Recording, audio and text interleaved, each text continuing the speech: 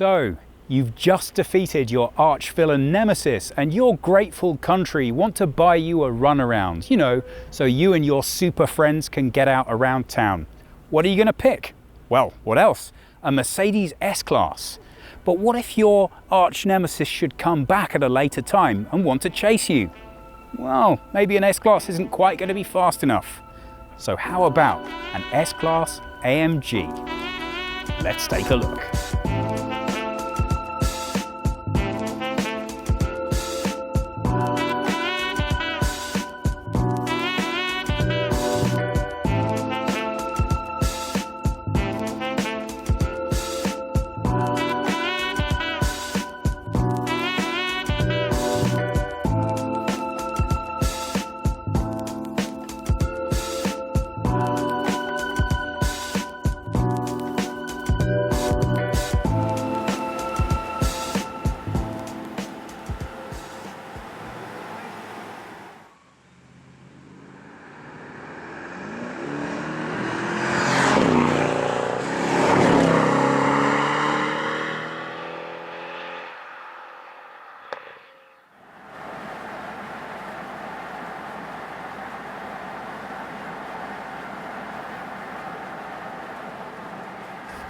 Off we go. Woo! Oh my word. That is absolutely fantastic.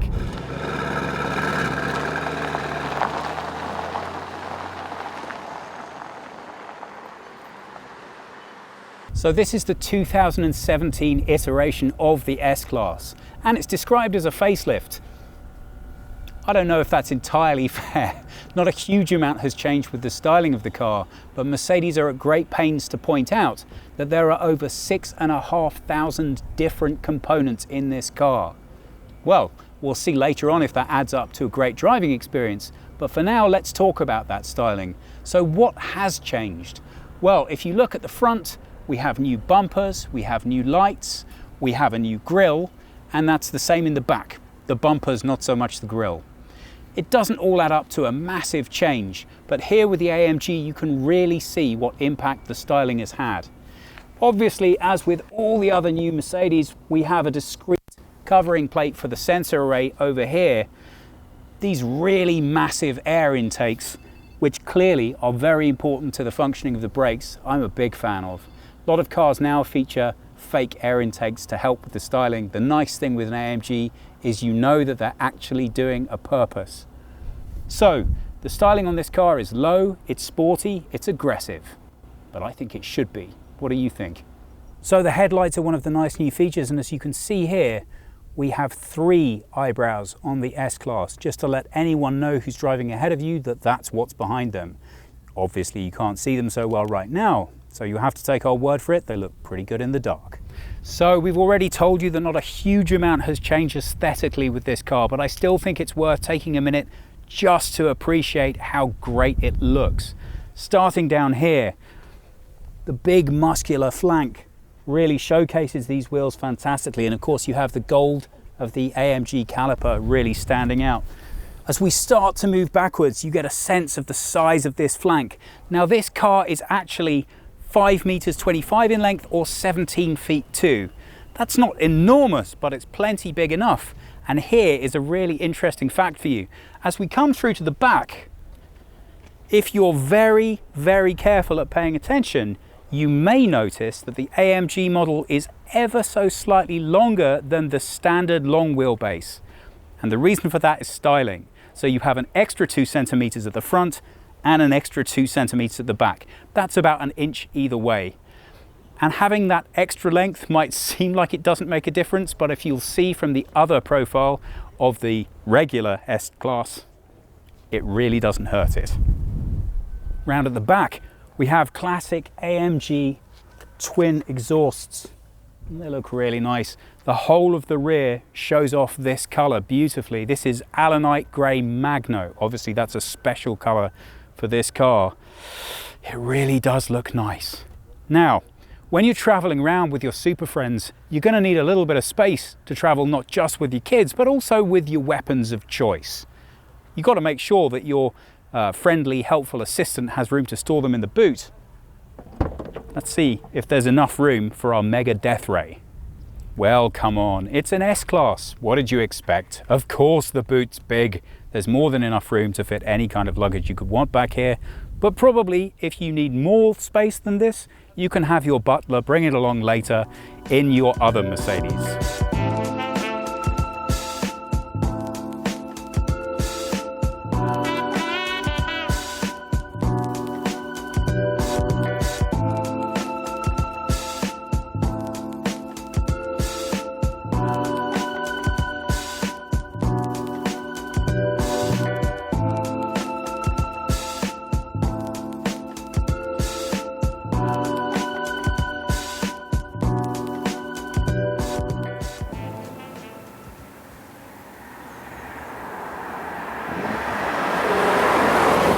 So now let's take a look inside. Of course, we'll start with the key, which, as you would expect, is a nice piece of design. You're going to feel very happy to have that in your pocket.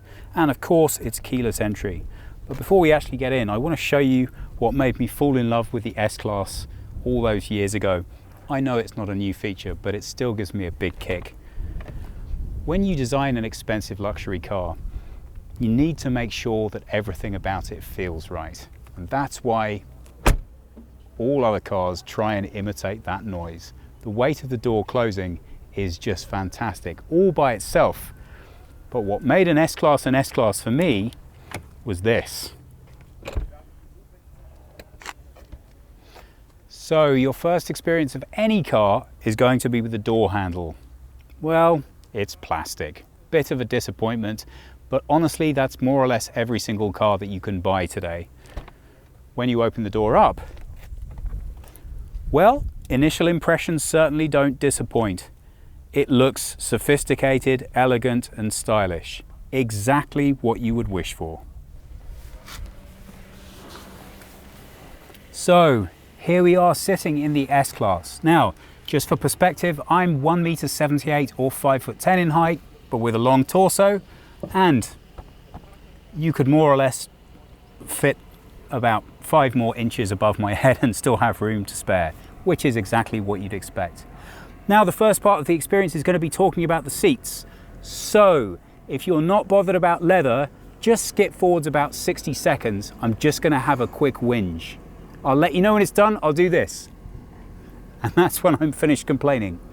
Now, the reason I want to talk about the seats and the interior is that Mercedes explained to us that what they wanted to do was to design the best car. That's it, period, the end, the best car. So it comes as a little bit of a disappointment to learn that the only available option for the S-Class is leather seating.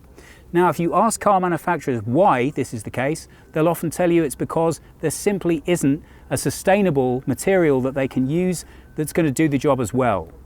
I think really what they mean is there isn't a sustainable material that can do the job as well that's available at what they would consider to be a similar price point. But that really is only because leather isn't produced in a way that's sustainable, and no manufacturer is really paying the cost of what it actually costs to produce that leather. So my point would be, come on guys, it's not until you offer an alternative that people will start buying it and getting behind it. We are seeing that more in the market. I'd like to see it a lot more, especially when we're talking about the best car in the world. Rant over. So, back to the review. Of course, the seat is excellent. What would you expect? The driving position is perfect. I have everything I need laid out in spades before me. And as with you would expect on the S-Class, it's all about the details. Here you will find the many adjustable controls for the seat. Obviously we have memory function, we have cooling, we have heating, and we also have a headrest adjustment. Lumbar support, everything you could possibly imagine that a seat could do is more or less covered here. Again, we can see how the beautiful design just makes all of the styling match up so effortlessly. Lock and unlock, window controls, and mirror controls. Nothing here looks like it's too much, even though we have everything that we need. And the wood detailing really helps accentuate the design. The first thing you're going to do in any car is look for a place to put your keys. And here we actually have a bespoke space for our Mercedes key. So I'm going to pop that in there. And then I'm going to tell you, this is the only feature I've found so far of this car that I do not like. I'm going to be touching this every single time I use this car, and it's very plasticky. Now, you could say, come on, Brian, that's being really picky. Will you really be bothered by this every time? And I think, honestly, the answer is yes. This is supposed to be the best car in the world. Look at this drawer. That's lovely. My phone can sit here. It's got a nice felt base. I'm going to feel very happy. Pop that here. But as I want to put my key away in here every single time, I just want something a bit better than that. So, okay, that's my complaint over. We've got cup holders down here and they're a little plasticky too, but at the end of the day, they have to be designed for drink spills, so I can live with that. And after I've gotten over feeling a little upset about the plastic key tray, don't worry, I can hide it with more of that beautiful veneered wood. We have a whole new steering wheel for this car. Might not sound like a big deal, but it's a nice feature. Look at this. We have slightly flat sides and a flat base. Nicely integrated controls across the face, which means they don't look cluttered. And because you're going to be touching them an awful lot, I'm very happy to see that they feel nice and they've been made out of brushed aluminium, I think. Now, the controls here, we have track pads on both the left and right sides. That's only one of 3 different ways that we can control the infotainment system here, but it's great that they've put in the thought about the fact that some of the users might be right or left-handed and allowed you flexibility with both. We have controls for the cruise control, we have a speed limiter, you can set distance, you can look at your home page, you can talk to the car, that's this function here, more on that a little later on. You can make phone calls, and of course you can adjust the volume on the stereo. You can do more or less everything from the steering wheel, but what I like about it is that it's not cluttered and it's still kept intuitive. What you're looking at currently are 2 screens in parallel, both over 12 inches in diameter. Mercedes have made a decision going forwards that for now at least, they don't want to integrate touch technology. So you may be seeing a lot of these with some fingerprints on from people just figuring that out. They've decided that what they like is the clean aesthetic of having everything in eyeline, where obviously it wouldn't be the easiest to interact with it using your hands. But there are 3 different options, or 4 actually, if you want to interact with your system. You have controls over here that will allow you to make selections. Down below, which we'll show you in a minute, or even immediately, we have what effectively is a touch mouse, and then we have a jog wheel below that, which you can use to access the system. You can pick whichever works best. If anything isn't working for you and you don't like the way it spoils with how you interact with the car, you can actually stop their functionality from interfering with the rest of it. But why would you want to do that? It's an intelligent system and it knows if you're resting your hand on top of this mouse and that you are using the jog wheel. So really, it's pretty straightforward.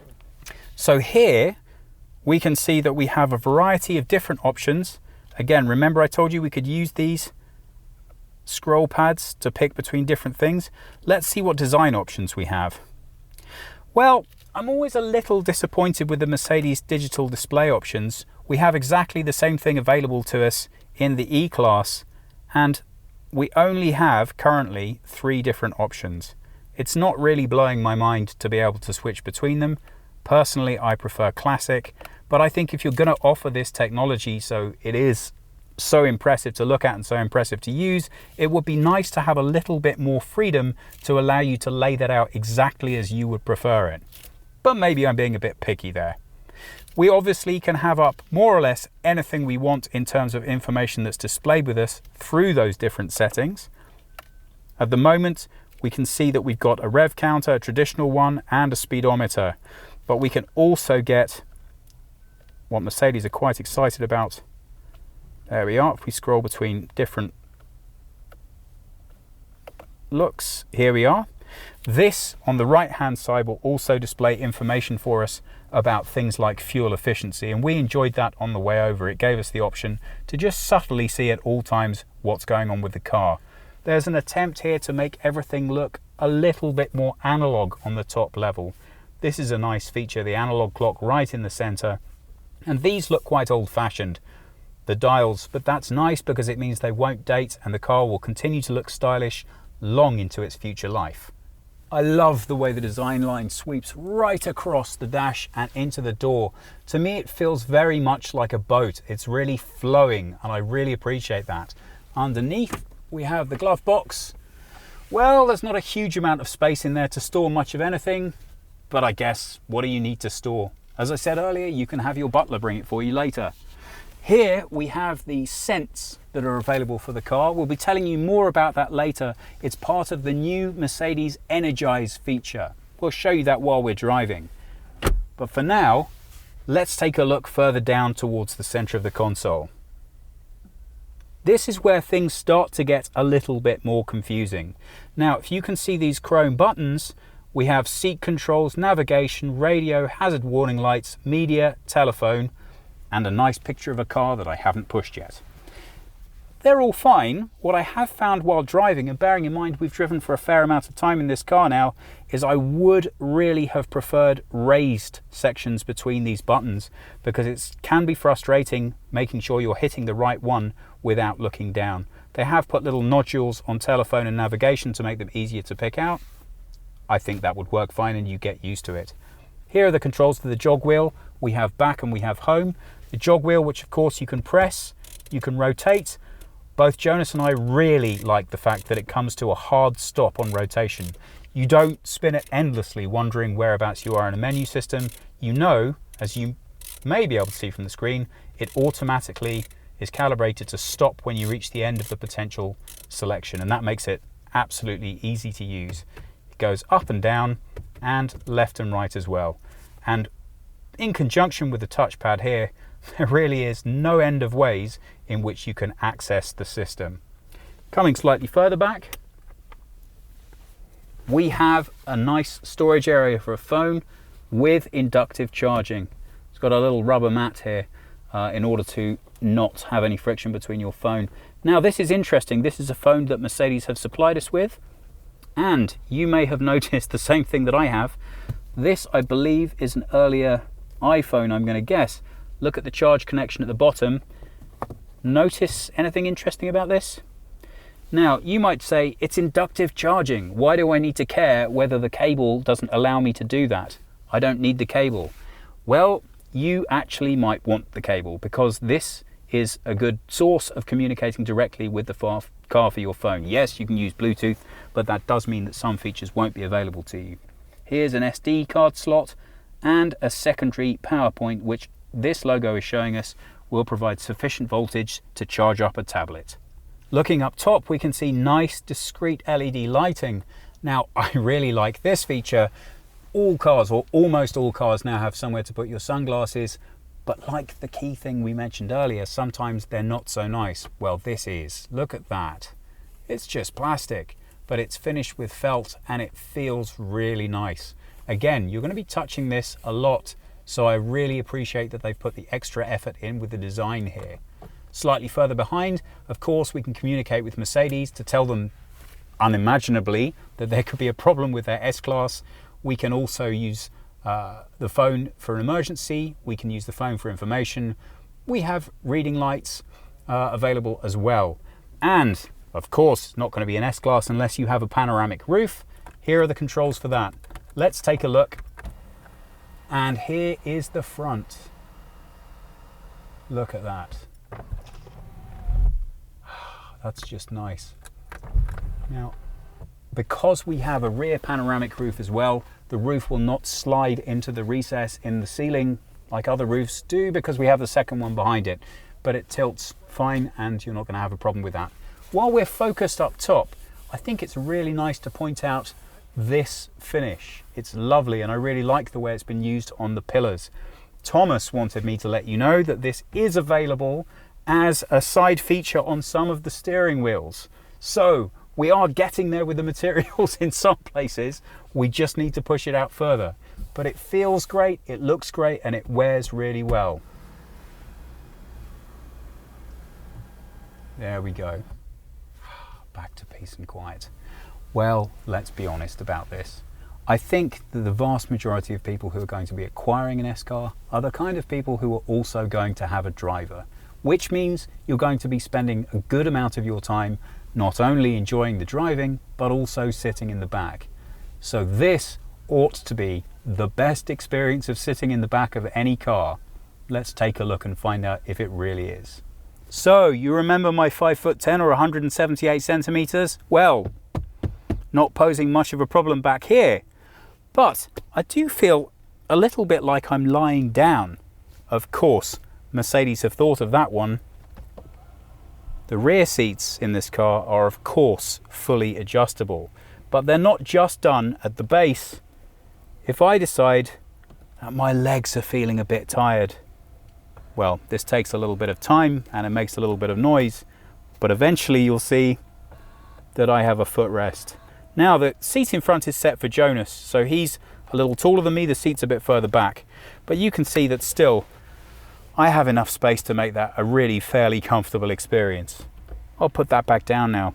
You can see as you look behind the seats that we have ambient lighting back here as well, and that's a nice touch.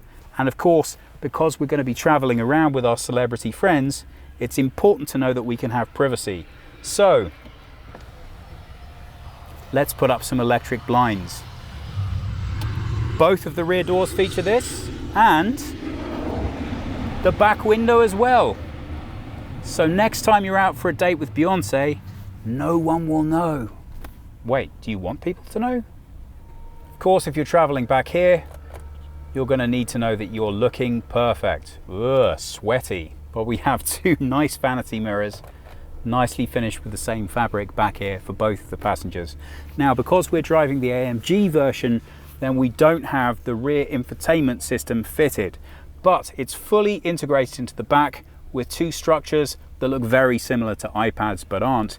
Nice feature is you can get an app for your smartphone and fully control everything that affects you back here from your phone if you want to. That includes the infotainment system and it includes the climate control, which of course is bespoke for the back. We do have some controls back here for that. We've got heated and cooled seats, and we have a memory selector as well, and a full recline position if we're feeling like we want to travel in first. In the middle, in this car, we have a large console, and the reason for that is obviously the all-wheel drive has to connect front to back. This gives us lots of storage option. We have chilled drink holders. Then we have a 12-volt charger. Very plastic. We have our own inductive charger back here. And plenty of storage. That's going to come in very handy for anything that we want to take with us. Here we have all of the controls for our air conditioning back here, which we can't see right now because the car's not switched on. Our vents and everything obviously all works beautifully together. We have some nice backseat storage here for anything that we need to put that there, magazines, papers, something like that. Mercedes say that what they want to achieve is that this should be the most comfortable working office environment you can have. And honestly, I think they've done a pretty good job, because let's imagine that you need to have a meeting in your car. Well, I'm already feeling very comfortable and I'm talking quite happily to the person sitting next to me. Of course, they've also given us bespoke pillows for the rear headrests. Well, this contains rather a special feature to my way of thinking. Look at this. Notice anything about it? It has a blue tint, so you probably think, that's just the glass they've used, right? Wrong. It's automatic. I can change the tint with one touch of my finger between clear for nighttime use or shaded for day. So I still get natural light back here, but it's not going to hurt my eyes. Well, okay, so I've got more than enough storage here for all my regular day-to-day stuff, but I'm going to need somewhere to keep my top secret files, right? Look at that. There really is more than enough storage back here for anything that you could need to put in here. And just in case you think, yeah, but it's only an executive car, there's no way that they could put children in the back of here. Yes, there is. We've got a tether point up top on both of the chairs, and anchor points below as well. We're very happy to have been joined by Oliver Fulrath, who works in engine development, and I think you have some very exciting news for us. The brand new S-Class features 6 engines, 1 diesel and 5 petrol, but the most exciting news is, I believe, that 3 of those are brand spanking new. They are. So we have a new diesel engine that you already mentioned. It's an inline 6, as well as a new petrol engine, inline 6, and a new V8. So what was the thinking behind bringing new engines to the S-Class for this facelift? Yeah, we worked on all of them. The inline 6s are part of a new family that we introduced now with the S-Class, and the V8 has been modified to be more efficient and even more powerful. How much more efficient? Well, it depends on the engine. For example, the diesel is 6% more efficient, and the gasoline inline 6, that's 22% more efficient than the V8 that was formerly on the S500 position. And we now exchange it with the inline 6. We do a downgrading there because we have a 48 volt system now on that helps us to bring down consumption and to bring up the power and efficiency. So with the reduction in the size of some of these engines, are we losing a little power in the S-Class? Well, with the diesel, we gain 10% in power, so it's power 10% up, consumption 6% down. So you're that's showing off. Come on. Yes, I am. And with the petrol engine, it's approximately the same range than the V8. So we lost 2 cylinders and still have the same power. And we added an electric machine that gives us an extra 15 kilowatts and extra power, extra agility. So I think it's worthwhile to try the inline 6 instead of the V8. Were there any particular challenges that you experienced when designing these engines specifically because they're for an S-Class? Obviously, we know that the S-Class is all about producing the very best that Mercedes can offer. So there's a lot of pressure. Yeah. It is. So especially with the new inline 6s and especially with the new inline 6 petrol engine, because we're replacing the V8, there was a lot of pressure to really have the best engine possible. I think we succeeded. I'm showing off a little bit, I think.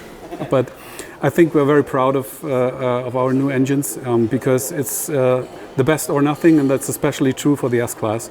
So it has to be all about comfort, performance and efficiency, and I think we managed. Okay, so all right, we've got brand new engines at the bottom end of the scale because important to improve power, important to improve efficiency. Yes. What happened to the top end? Come on. Of course, we redefined the top end as well with the 12-cylinder engines for the S600 and the S63, the AMG version 12-cylinder petrol engine, and we modified those to fit the new S-Class and to make it work perfectly there. And of course we have the S63 AMG version, the V8, very nice engine too. Now that happens to be in the test car that we're driving, and it has very, very nice performance. But I think we have a couple of questions that we'd love answers to. Do you happen to know, is there somebody from AMG we could talk to about those? Of course, there's my colleague Bertram you should talk to. Perfect, thank you so much. So we've been joined by Bertram from AMG, and he is going to explain to us just what makes these engines so amazing. Now, this is the engine in our test car. Obviously not the actual engine from our test car, but one that looks very similar, and I'm hoping to learn a lot more about what makes this engine so fantastic. So Bertram, let's start off by explaining to me how this engine does what it does so amazingly. Well, you see the AMG engine here with the strongest way of our AMG engine with a twin scroll turbocharger. This is the heart of the engine giving the power. So we have two scrolls here using the impulse from the exhaust system and from the exhaust manifold, and to speed up the compressor and the turbine even quicker and even faster. So you don't feel a turbo lag at all. You don't feel one. And on the other hand, we increased the intercoolers for more power. So cooling down the air is very important to get a very powerful engine out of it. Now, I've heard earlier on that there's been a lot of effort made to make sure that the divisions between what's hot and what's cold in the engine are kept separate to maximize the utility of the space. Well, we don't really have a topic with keeping it separate. We have heat shields in the middle, and we have a very nice air duct, so air going through the engine space, and we have nice cooling when you were driving and with the engine. Lovely. There's no issue at all for the heats. You can even see all those plastic parts close to the turbocharger, easy to handle. So Bertram, you've made some pretty impressive advances in efficiency on this engine. Can you tell us a bit more about how you've achieved that? Well, we have achieved about 14% of efficiency, reduced fuel consumption on this engine. And we did it by two ways, reducing obviously the capacity of the engine from 5.5 to 4 liter. And another thing is that we introduced the Camtronic into the new V8 engine. And the Camtronic does the major thing that we deactivate 4 cylinders of the 8 cylinders, and we drive with a 4-cylinder engine, and that makes the biggest step in fuel consumption. It looks a lot cleaner than my engine. So I have to ask you, we know this engine already from the E-Class. We know and love this engine already from the E-Class, and we thought maybe with the new S-Class we would have a new engine, but there really is no need. I'm sure you're already aware this is the fastest 4-door you can get, unless you look at a Tesla. It does 0 to 100 in 3.5 seconds. That's true with the E-Class. What's mysterious is it's also true with the S-Class, which is a significantly heavier vehicle. So, have you made this engine magic? No, we haven't made it magic. We just increased the boost pressure by another 100 millibars to get 50 Newton meter more out of it. So we have 900 Newton meter of torque on this engine compared to 850 on the E-Class. And it's not magic, it's just boost pressure, which makes the engine and the car as fast as the E-Class. Perfect. Thank you very much. You're welcome. That's great, that's excellent. So we mentioned already about how the new S-Class is really all about technology, and this gives you an idea of just how significant that is. These are all of the systems that have now been added to the S-Class. You may wonder why 2016 is up here. Well, the reason for that is that these systems were all first introduced with the E-Class, but this is only the first time they're appearing on the S-Class now in 2017. You might notice that we've added a couple in 2017, route-based speed adjustment and multi-beam LED. If you've just bought an E-Class, you might be thinking, oh, that's a bit sad. Don't worry, they're going to roll them out to the E-Class as well. So you've saved up your money and you've decided it's going to be an S-Class for you, but you're not quite decided on which body shape to go for. Will it be the traditional short wheelbase, the long wheelbase, the Maybach, the big guy, the Maybach Pullman, the coupe? Well, if we're talking purely in terms of styling, I think you've got to go with my favorite, the cabriolet. Yeah, that's a look I could get used to.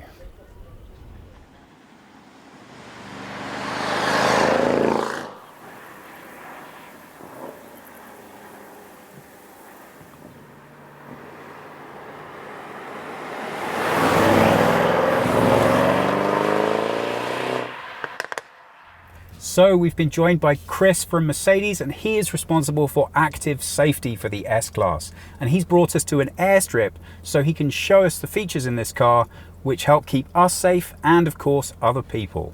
So, Chris, talk through what we're going to be doing. Well, hello, welcome on board. I'll be your captain for the next few minutes, and I'll show you what we can do in the new S-Class regarding active safety systems. I'll just show you some of the situations where we help the driver when it becomes critical, when the driver is distracted or similar things.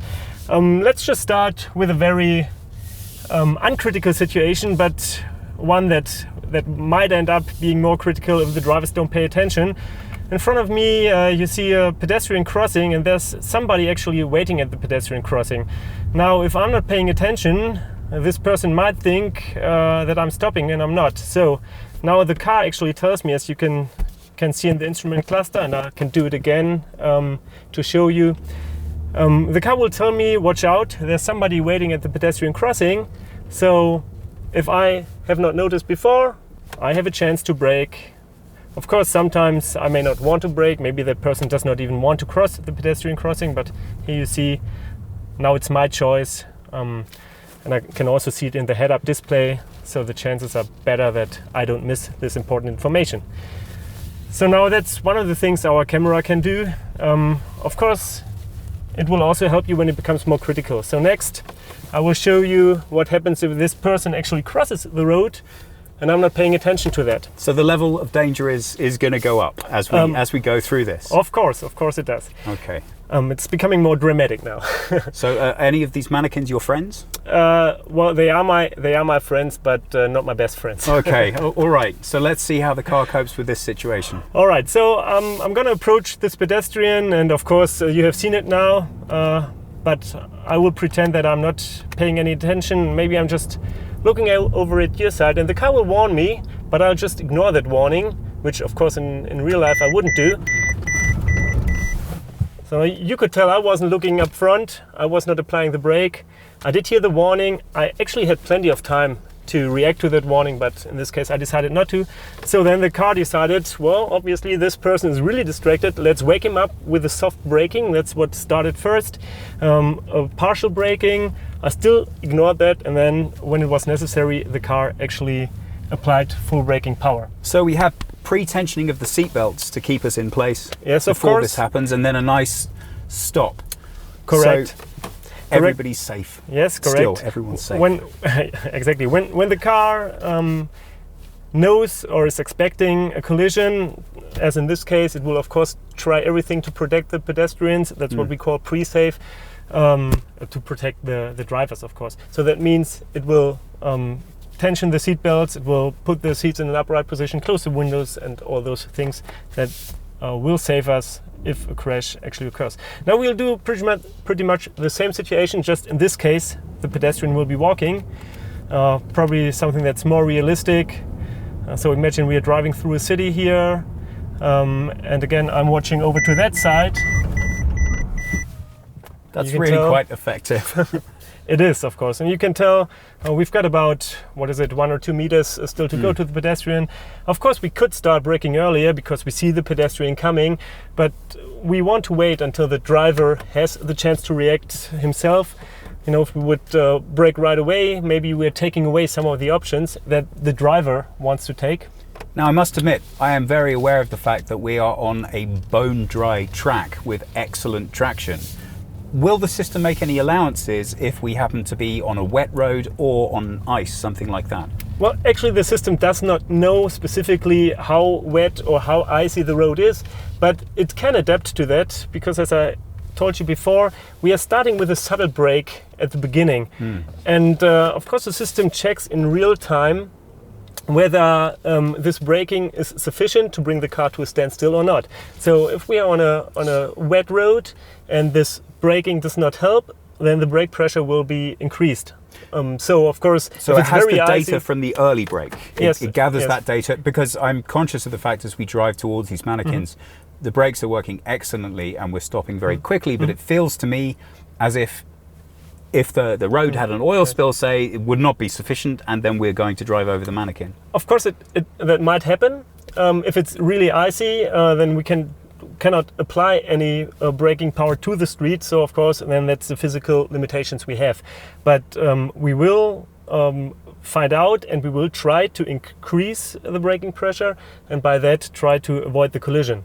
As you could tell before, there's about 1 second room before we start braking until we come to a standstill. So within that 1 second, we can still react. Every millisecond, we recalculate what's necessary to avoid that collision, and whatever we can do, we will do in that time frame. But you know, oftentimes people don't want to brake actually. They will hear the warning, they will decide that they need to do something, but they decide that it's better to just steer around that pedestrian instead of braking. So I'm going to demonstrate that to you now. We will hear the warning chime, we will also feel the first braking part, and then I will start to evade. I will start to swerve around the pedestrian, and the car will actually notice that I'm trying to do that, and it will help me with it. Now that's pretty difficult for you to really feel. I'll feel it in the steering wheel. I start to swerve, and then the steering wheel helps me. It puts additional torque on the steering wheel. What I'll do is after we have swerved around that pedestrian, I'll try to let go of the steering wheel a bit, and you will be able to tell how the steering wheel actually moves back. That is the car trying to straighten itself out again on the adjacent lane. Excellent. So let's do that. Again, the system will warn us, and I'll be distracted. I'll wait a little bit longer until it gets more critical. Great. You can see this turning back. So that really can make the difference. Of course, it's just a subtle help, but it can make the difference between actually hitting that pedestrian or still maneuvering around him. Now we're in a second generation now of many of these assistance systems, and what that means is we have a lot more control over how they interact with us and how they interact with the car.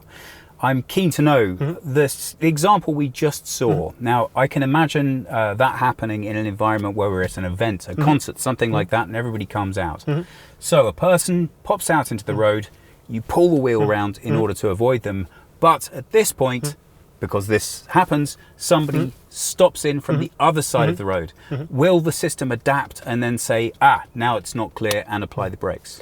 It will actually always adhere to what the driver does. So if you have, as a driver, in this kind of assistance system, decide that you want to steer into a certain direction, then it will adhere to you. It will not, not keep you from doing so. It will, of course, if it sees another pedestrian, detect that, or it will try to detect that, and then still brake in that situation. But our philosophy is to always have the driver capable of overriding the system. So when you decide that you want to brake, or you want to accelerate, or you want to steer, then you're always allowed to do so. The system will help you, it will warn you, it will start applying the brake, but if you decide that you want to do something else, then you can. So I gave an example of an event. Now I think that's an interesting one, because as we see here, we have a clearly marked pedestrian crossing, so the car can see that and understand it. Will the car be looking in advance and say, I see large groups of people on both sides of this road, that represents a potential hazard? Well, it does see the pedestrians, it knows it, but currently we don't do any special adaptation in those situations. Potentially we could also give you a visual warning telling you that there's many people outside, but honestly in 95% of the cases, or I'd say 99% of the cases, you're well aware of that. So we always try to find a good balance between assisting the distracted driver, but not annoying the driver who's actually paying attention. And as you mentioned, there's plenty of situations where you're driving through a rural environment and have many people on each side of the road. And me personally, I don't want to hear beeping sounds or all kinds of display icons popping up all the time just because there's people on the side of the road. But there are situations where this becomes more important, as in this case with the pedestrian crossing, or of course when somebody starts to go across the road. Well, that's where we become active then. I think you make a very important point, which is that all of these things are called assistance systems. Exactly. They're not called autonomous systems, they're called assistance systems. And the reason that's so important is they're very exciting. They're new, they're dynamic, they're learning, they're being developed. When you get a car like this, it's very tempting to think, well, where are the limits? Let me find the edges. And what's important is to understand the driver is still always responsible for the car. The assistance systems are there to help, not to be responsible for making decisions. So, good place to try this out is an airfield with a mannequin. And we are paying a lot of attention on making sure that our assistance systems work well, not just on an airfield like this, but actually on real roads with real people. That's our utmost attention is on validating the systems in a real environment. So of course we test them on test tracks like this, but afterwards we take them out on real roads with normal drivers, not with me, not with you being a pro in driving, but people that just drive like normal people would. And then we figure out whether the systems work like they should, or whether they're annoying people, or whether people cannot deal with them. We start very early in driving simulators, but in the end we also go on public roads to make sure that it does what it should do and not the opposite. So, talking about doing things that it should do, I've never had the opportunity to test this. I wonder if it will be possible. The first test we did, where we drove and we ignored the pedestrian crossing the road and the car braked for us, you said, as well as the seatbelt tensioner, the windows would also go up and the seat backs would upright. Is it possible that we could try that with maybe one window and one seat back? We can actually. I don't know exactly what kind of conditions we would have to make happen, because in a situation like that, it's very critical, and we only have like 1 second to react. So in those cases, I believe that the windows won't even start to do anything, because there's no time to really react. There's more dynamic maneuvers where we start to lose control. Car starts to turn or so, when other pre-safe measures, like for example closing the windows and so on, will start, because then potentially we still have more time. And we can try it out and see what happens. I would love to try it. If it doesn't work, it doesn't work. But obviously I've not driven in unsafe environments enough that I've seen this in effect. We can do that in a minute when we do another collision mitigation maneuver. Let's just drive down there, and I'll show you one other feature we have in this car. So now imagine I'm entering a highway in the wrong direction, and also not noticing that I'm actually driving into the wrong direction. So it now tells me, please check direction of travel, because I've ignored some signs that are telling me that I'm going into the wrong direction onto a highway. I see this information on the display. Is this also mirrored on the head-up display? It is, it is. Okay, so now we'll do the next example here, braking for stationary objects. A use case that is quite common on roads is that you have got another car in front of you that's braking, that's going slower, and of course the car will try to help you with that situation. And now we'll do something that's very special at the end of a traffic jam. So there's another car, or actually 3 cars on the road, and the system will notice that for me as a driver, I don't have any option but to brake. So usually what we would do when we encounter a situation that you now see on the horizon, we would first warn the driver. Afterwards we would start with partial braking, then with the full braking. So we would spend quite a lot of time trying to get the driver back into the loop. Now the situation you will see in a second is where we don't have any other option than to brake, because all lanes are blocked. So in that instance, we don't need to spend much time on getting the driver back into the loop, but we can start braking right away, which means that actually we can start braking at higher speeds. So now you'll experience quite astonishing maneuver here, going, let's say, 90 kilometers an hour. I'll open the window and see if it actually closes.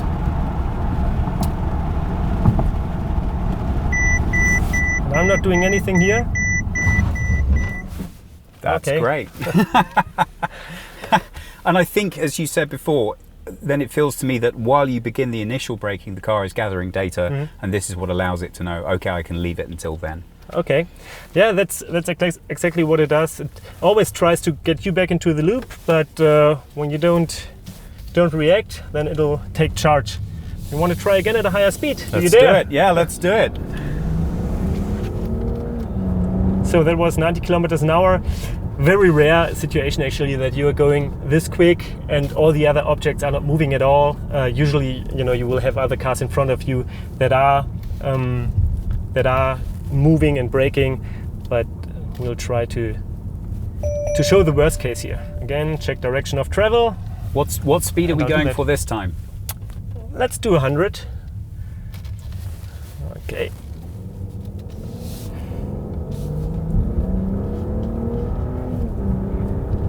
And again, be aware of the fact that we cannot evade. I won't be looking out front, I'll be looking at you.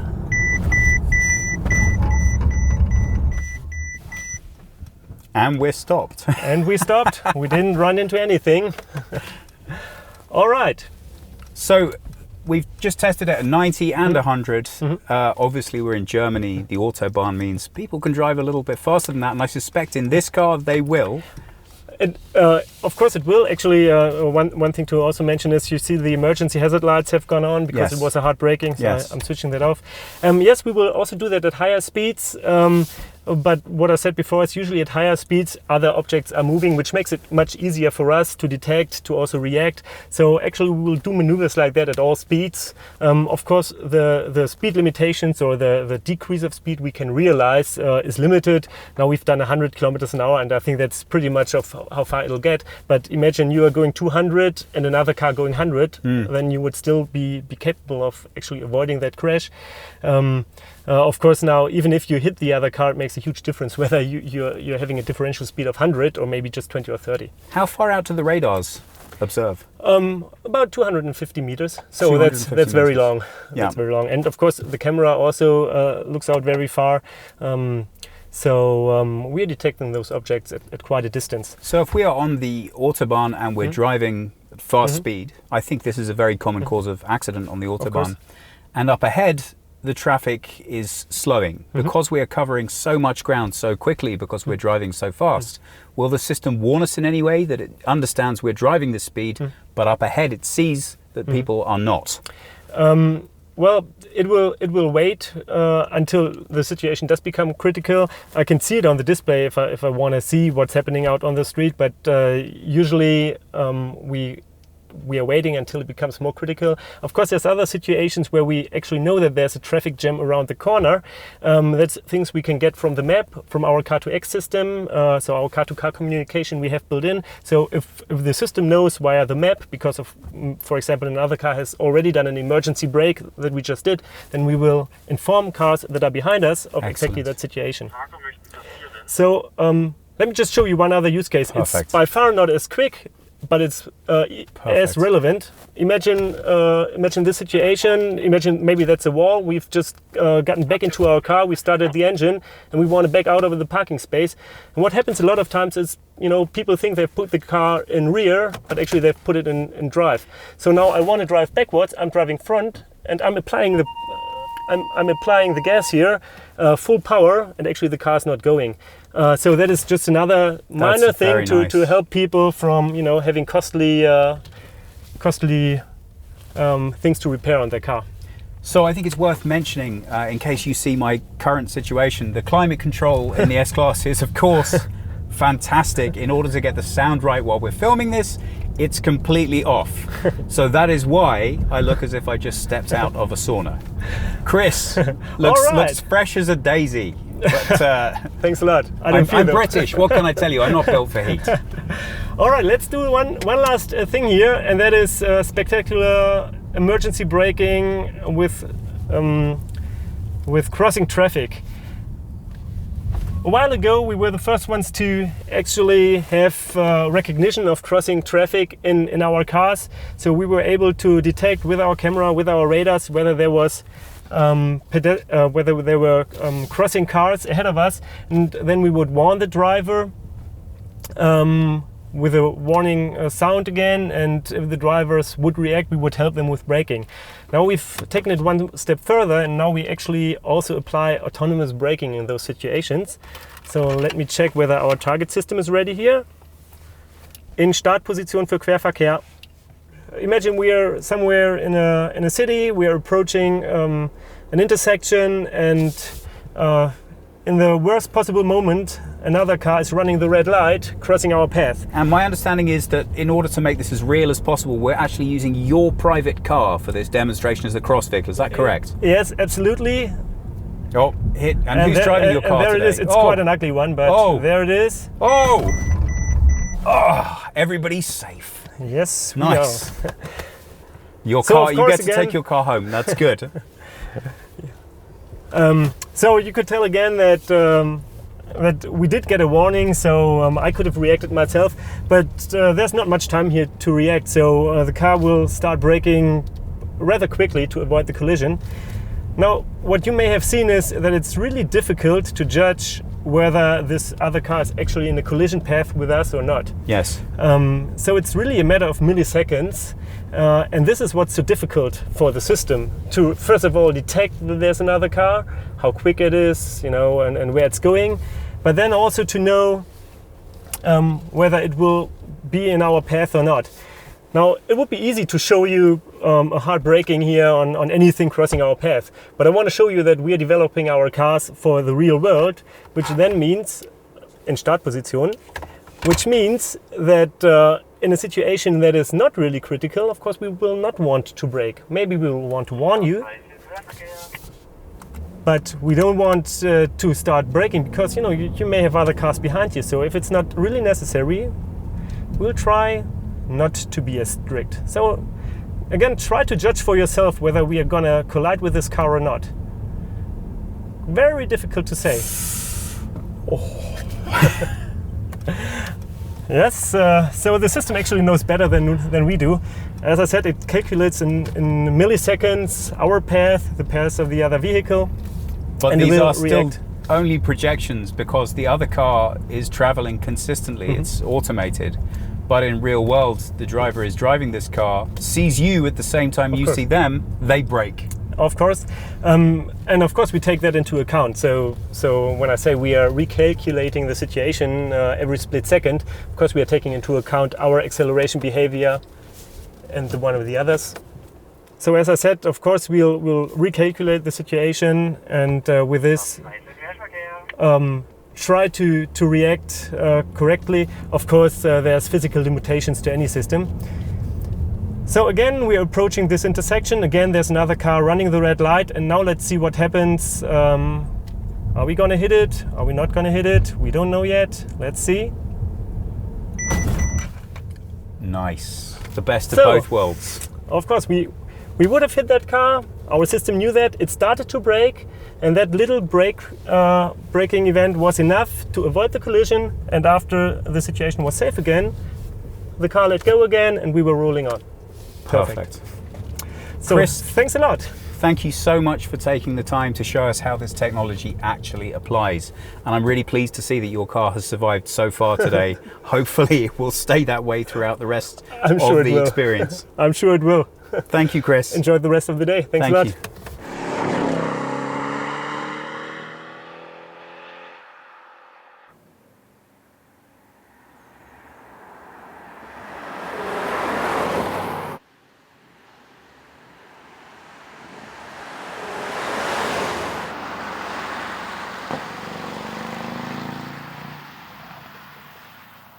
So, before we came away for the test drive of the S-Klasse, Thomas and I had a discussion about the cars that we produce as Autogefühl and how he would like to proceed in future in terms of us looking at some of the more realistic engine options because they're more relevant to lots of our viewers.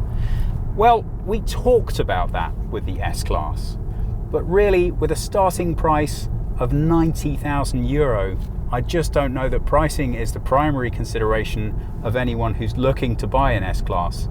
So for me, it only made sense to go for what I consider to be the most exciting car in the lineup, and that is the S63. Now, that has a starting price of 160,000 euro. Don't forget, I said starting price. So, if you're going to want to get one nicely equipped, you better have about enough money to decide if you want a second house or a car. That said, you do get an awful lot for your money. This is the fastest four-door car that you can buy, with the exception of the Tesla Model S in its insane mode. Actually, I don't think that's what they call it, but that's what I call it. The only other car that does the same speed as this car is, guess what? The E-Class. And guess why? It's because it has the same engine. But this car is significantly heavier, actually 115 kilograms heavier. I'm trying to remember what that is in pounds. I think it's around about 40. So that's not an inconsiderable amount of weight. So how does it achieve that? Well, hopefully we'll have the opportunity to talk to some of the engine experts to help us understand how that's done. But in the meantime, what it means for us is that we have a car that will deliver 0 to 100 kilometers per hour in just 3.5 seconds. And in a car that's as good as an office in the back, you can transport 4 people around in absolute luxury. That's really quite impressive. The drive is fantastic, but we'll get onto that a little bit later. So, to start with, as you can probably see from the environment, and again, apologies for my appearance, that's because we turn off the air conditioning in order to do this filming, so I might be a little bit the worse for wear. You can see that we're driving through the woods, and that's a nice place to start with this car. Really, if I had to pick one word to sum up the driving experience of the AMG S-Klasse, it's going to be effortless. And that's because the poise and grace that you expect from an S-Klasse is all about making that power feel refined, making the drive feel refined. everything works together beautifully in concert, so you are completely unaware as a driver of just how much extraordinary technology goes into delivering what you're experiencing. So, as you would expect, we have different drive modes and different drive profiles available for us. Now, you can select one of those, or you can go through the customized inventory and make something that's really just unique and right for you. A lot of the time when we talk about drive modes, the question is, yeah, but what really changes? Some cars say they have drive modes, but not so much. Well, the question on this car is, what don't you want to change? Pretty much every aspect of the drive, the suspension, the handling, the responsiveness, it's all up for grabs. Now that's a bit more than most people are likely to want to get into in everyday use, so we just have standard modes to pick between. Now at the moment, if I flip down on the selector switch to my right, I can see that I am now in comfort. Although I have to tell you, if you drive in Sport or Sport Plus, it's really difficult to make an argument as to how that isn't comfortable. Everything about the car has been so politely and well considered. But we're on a nice winding country road, we're not in a crazy hurry, let's just keep it in comfort and see how it handles for the time being. Well, the immediate thing that you notice is of course the handling. Take the third exit at the roundabout. And the nice person giving us directions to where we're headed to. So we're driving through town at the moment, and that's a perfect place to talk about adaptive cruise control. What is it? How does it work? Why should anyone care about it? Well, I've tried it in lots of different cars, but I have to tell you, it works fantastically well in this one. So, we want to set our speed limit. In a traditional cruise control, you just hit the set button, and we can do that in here, and that will take whatever your current speed is, and off you go. But look at this. I'm stationary now. If I push this button up twice, it's going to tell the car that what I want to do is drive at the speed limit. The car understands the speed limit is 30 kilometers per hour right now, and that is the speed that I'm set to. So I give it a little tap to let it know I want to move. The car is now in complete control of my speed. Obviously, I can override it At the traffic light, turn right. if I'm in any way comfortable, but this is a really nice method of making sure that I'm not going to get a speeding ticket throughout the streets of Switzerland. So that's just one assistance system that we have on this car. There are lots of other ones. The car knows we're about to turn right, and it helped me steer around that corner. Progressive steering combined with map reading, and of course we have the sensors, the radar, and the cameras, which all allow the car to know what it is I'm planning on doing and help take action accordingly. Here the speed limit is 50, and that's exactly the speed that the car is driving. But it also tells me that there's a temporary 30 in place, and that lets me know that I'm not always going to be able to drive through here. Now, as with all automatic systems, they're very keen to point out to you that knowing the speed limit is your responsibility, not the car's. So you have to make sure you're paying attention to the speed signs yourself as well. But between the mapping function and the cameras, the car has you pretty well covered. So this car in front of me is turning right, I'm doing nothing. The car took care of all of this. It saw that the car ahead was turning, it slowed down, and then it pulled away gently afterwards. That was all while the cruise control was set. So the only bleeping noise that you heard was the car saying it didn't like me doing this. Well, that's fine. I probably do a bit too much of that anyway. So we're still on this road for another 4 kilometers before we hit the highway, which will allow us to open the car up a little bit and see what the performance is like. I think that's a good opportunity to talk about the driving position and also the new Energize system. So, driving position first. Well, come on, what do you expect me to say? In a seat that has 1,000 different adjustments, if it's not comfortable for you when you get in, you will be able to find a way of making it comfortable. Aha, look what's about to happen. We are about to join a major road. The car has seen that the speed limit's increasing to 80, and off we go. The only thing I've done is indicate, and because of progressive steering, the car actually checked that I was clear to pull out and suggestively steered that way as well. Now, I say suggestively because the car goes to a lot of effort to make sure that you are reminded that you are still in control at all times. So it will nudge you, but if you don't want to take its direction, you certainly don't feel like you have to. We also have lane guidance systems, which mean that the cameras are tracking the white lines both at the side and in the center of the road. And that's actually keeping the car in place. Now I do want to show you that, so I'm going to do something that of course you're not supposed to do in a car, which is take my hands off the wheel, only so that you can see the car driving and you can accept that the steering is being controlled by the car. So what I'm going to do is keep my hands off the wheel. They are of course close enough I can put them back on if I need to. The indicator has started flashing a yellow warning sign to me, telling me my hands are away from the wheel. Now let's see what it's going to do. Now it's red. Now it really wants me to put them back on. Now it's going to bleep, and it's going to do that for a little bit. I put my hands back on. The car was a bit confused by a spotted line, so I felt it was only safe to do so, but I think we can repeat that and see what's happening. Of course, the technology isn't perfect, so although it should pick up on different cues, it can miss them. So you can't take your hands off the wheel and just forget about it, even if that were legal, which it is not. So let's see if we can find out what happens after our red warning. We're at orange again. It's coping fantastically with these curves. It's keeping our speed regulated. We're at red now with a warning sound. Warning sound's going to get more insistent. It's not happy with me. It's still not happy with me. Take the first exit at the roundabout. Oh, we're coming up to a roundabout, so I don't know if we have enough time. It's still not happy. And the car's coming to a halt. You can just hear that the bleeping gets more insistent. We didn't have time in order to see what would happen after that.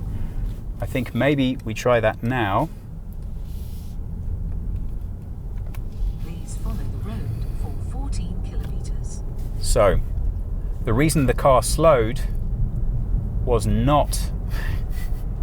We're smiling because the car was driving very close to the edge. Here we go, that's better. The reason the car slowed was not because I told it to slow, it was because it knew it was approaching a roundabout and it could see that there was stationary traffic ahead. So it was perfectly happy to slow down to the right speed. I have flashing orange now. Curve coming up, the car knows this, it's decelerating. Put my hands here for safety. And you can see, I hope you caught that, the car was not capable of exerting enough torque there to deal with that curve at that speed. So that's an important feature. But again, this is only to demonstrate this function. I am not suggesting anyone owning this car should do this. Energizing comfort.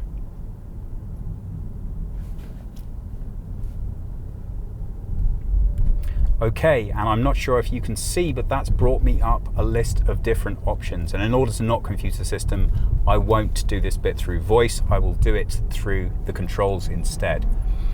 This is a response, I think, to customer demand from Mercedes customers, which is that they like the idea that there are all of these different facilities to keep them comfortable while they're driving, but that's an awful lot of settings and an awful lot of confusion about what does what and how to turn it all on and off. This is a response to that.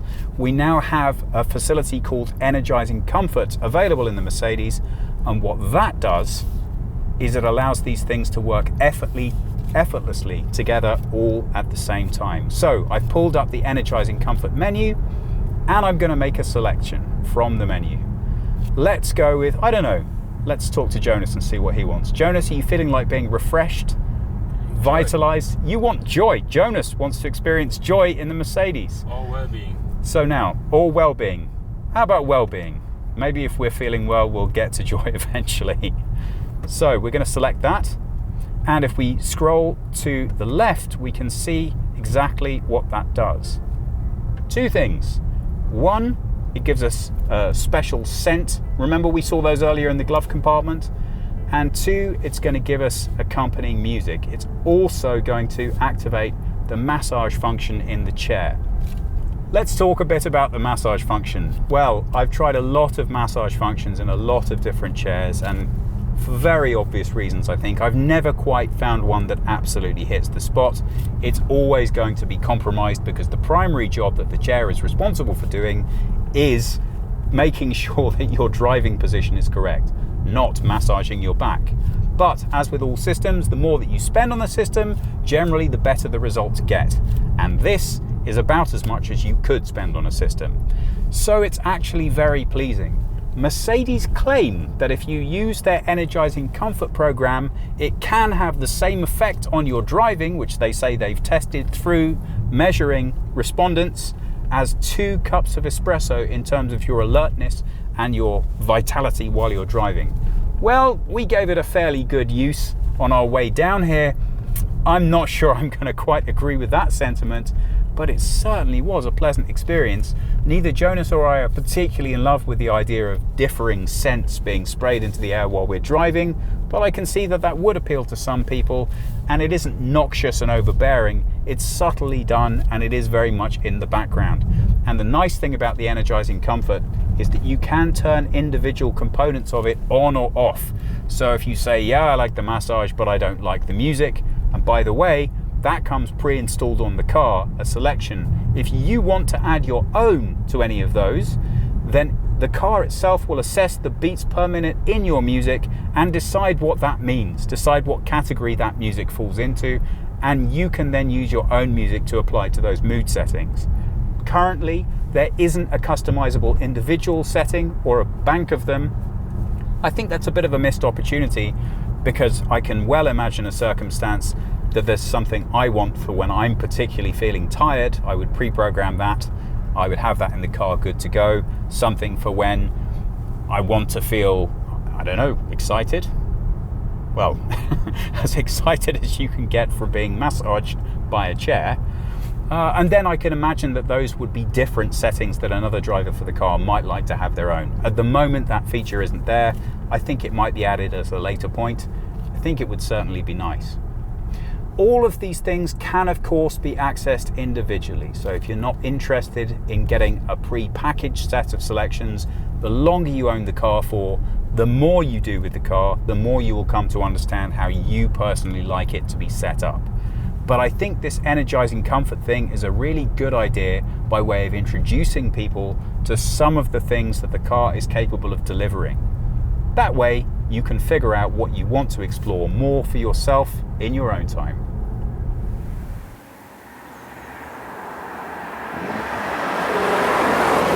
All right, we've talked a lot about the performance. Now I think it's time that we have a look. 0 to 100 in 3.5 seconds. How is that achievable? Well, maybe it has something to do with the 3.9 litre V8 engine that we have sitting under the hood. That and 612 horsepower, 900 Newton meters of torque. All of that is going to come together to propel us at that speed. We're going to take it nice and easy here. We've got a good straight road with a lot of visibility. First thing we're going to want to do is change our driving mode. Currently, we're in comfort. Well, we don't want that.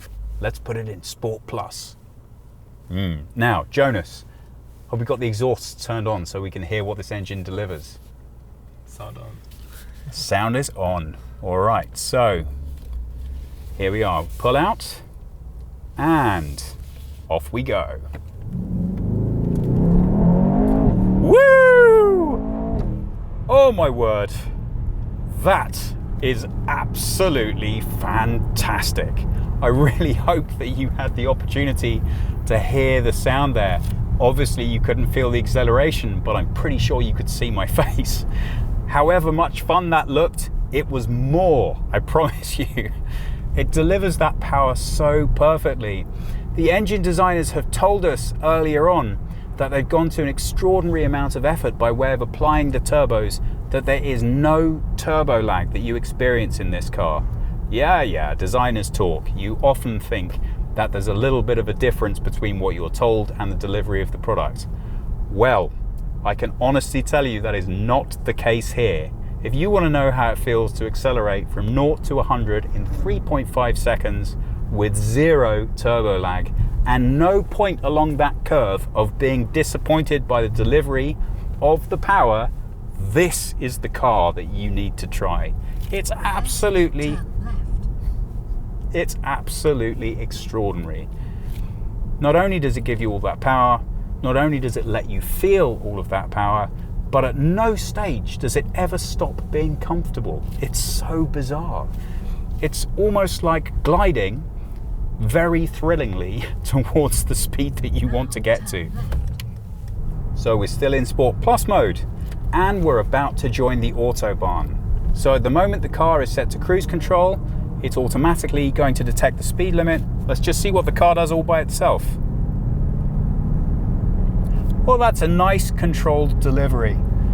What the engineers told me is that while it does change the driving profile of the autonomous functions when you switch the driving profile between Comfort and Sports or Sports Plus, it doesn't change the way that the acceleration is applied. And I think that's a good thing. So people won't be encouraged to drive the car without paying full attention to it when it's in those modes.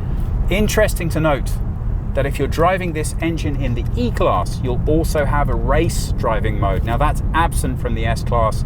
I think you can understand why. They want you to enjoy driving it, but they don't really want you to be racing it around anywhere with your diplomat sitting in the back.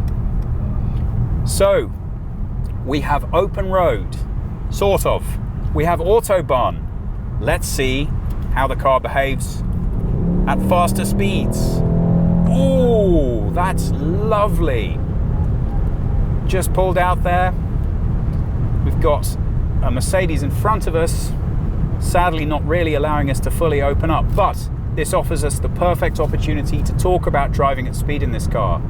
As I'm sure you can hear, the road noise is minimal. Clearly, the soundproofing on this car should be as good as it's possible to achieve, and it really does deliver. I'm driving currently at 160 kilometers per hour, and Jonas, does it feel like 160 kilometers per hour? No, it does not. If I had to say what speed I felt like I was doing, 90 or 100 really is closer to it. The way that the air suspension interacts with the chassis to, even in this faster mode, make you feel completely comfortable is amazing. That said, if I switch down back into comfort mode and apply the acceleration,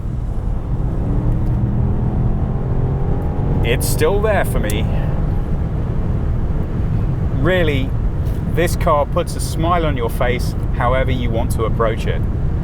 If driving fast is your thing when you don't have people in the car, trust me, you're really going to enjoy doing it in this car. If you want to travel in comfort, or sadly for you, the Autobahn is covered in roadworks and traffic, don't worry, you're going to enjoy this car. Mercedes said they wanted to design the best car in the world. Well, I haven't driven every car in the world, but I have to tell you, this is without question the best four-door saloon that I've ever driven. So, we've done a lot of playing around with and talking about the sound system in this car, and once again, we're kind of disappointed not to be able to share that with you, but we certainly can talk about our experiences. On the way down, we had a quick chat about which album tracks we found best to listen to really assess the stereo. I'm a big fan of Sea Change by Beck. I think the way that you have so much contrast between the highs and the lows, the basses, the mids, the trebles, and the studio production on that album is fantastic and really allows you to get into what a stereo can actually produce. One thing that I've really enjoyed about this trip is that so often when we go out and test cars, we have to spend a long time being told about how incredible the stereo system is. And it isn't always. And in any event, you think, look, come on guys, I know this is the stereo that comes with a car. It's going to be what it is. Well, no one has felt it necessary to tell us about subwoofers or frequencies or 9,000 speakers or anything else. They've just said, guys, it has a stereo system in it. And we were left to find out what we thought about that. So when we headed out, we put some of our own music on and we opened it up to see what we thought. And I think we were both kind of blown away, which you would expect, especially at the price point. But still, it's nice to see how engineering can work when it's a little bit unrestricted. In other words, I wasn't there in the room when they talked about designing this car, but I'm pretty sure whoever was responsible for the stereo was told, you know what, it's an S-Class. Just put the stereo in it that should be in it. And they did. Whoa! Driving once more in Sport Plus with open road with no speed limit. That's a pretty nice day. And an excellent opportunity to talk about driving position. So, Thomas is always telling me, Brian, 9 and 3. I want your hands 9 and 3. And I say, okay, Thomas, but when I learnt it was 10 and 2. He's not so convinced by this argument. So I try, usually for 9 and 3. Well, if you can see this steering wheel, you can see these indents we have on the inside, and they are the perfect position to rest your thumbs. The wheel feels right exactly here. If I move my hands down to Thomas's 9 and 3, it just doesn't feel right. So, okay, Thomas, you win. Usually 9 and 3, but in this car, 10 and 2. We have red lights coming up. I have nothing on the steering wheel. What's going to happen? That was me. It is entirely possible that the car would have stopped by itself. We've seen that in demonstration, but obviously it's always safety first. So that was as long as I wanted to leave it before putting my hands back on the wheel and my feet on the brake. But in principle, Jonas would agree it should have stopped. Yeah. There's a lorry turning. I didn't need to know that desperately, did you? No. No, that's why we didn't. We're behind a lorry and the driver assistance system has detected that I am not going to put my hands back on the wheel. It's slowing me down and it's put my hazard warning lights on. That's exactly what you would want it to do. The minute I put my foot on the accelerator, so I let the car know that I'm not having a medical emergency, and I put my hands back on the wheel, immediately the car switches off the hazard warning lights and it gives control back to me. So that answers the question, what happens if you really don't put your hands back on the wheel? Eventually, the car will slow down, apply your hazard warning lights, and stop where it's safe to do so. Now, I think that what happens then, if you still don't respond to the car, is the car will report itself to the emergency services and let them know that this is a situation that's occurred. That is certainly not going to be something that we're trying today.